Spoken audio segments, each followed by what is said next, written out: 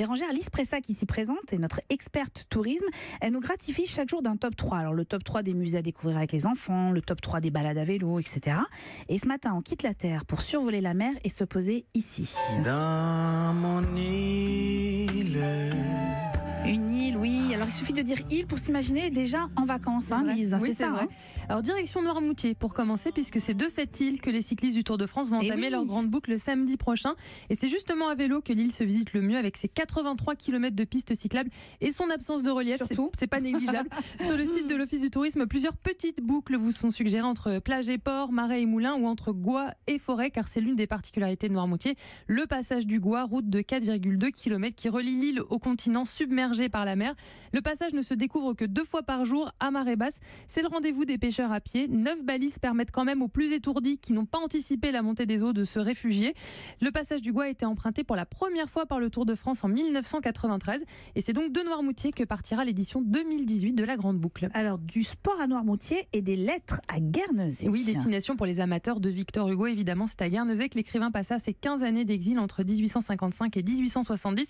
C'est là qu'Hugo a entamé, terminé ou publié la majorité de ses œuvres les plus célèbres, notamment Les Contemplations ou encore Les Misérables. Malheureusement, Hauteville House, sa maison, est en travaux. Elle rouvrira l'année prochaine. Mais vous pourrez quand même suivre les pas de l'écrivain en plongeant dans l'eau claire de la baie de Havelet. C'est là où il aimait se baigner. Empruntez son sentier favori, c'est le long de la côte jusqu'à la baie de Fermin, ou encore allez vous promener jusqu'à la baie de Moulins-Huet. Alors de l'autre côté de l'île, marchez jusqu'au bout du promontoire de Plainmont pour admirer au large le phare de Hanois. Puis vous pouvez continuer comme ça cette côte jusqu'à Port-Soif. Il y a des jolis noms de villes sur cette île. Pour Olivier Paul, une partie du littoral qui a été source d'inspiration aussi pour Victor Hugo.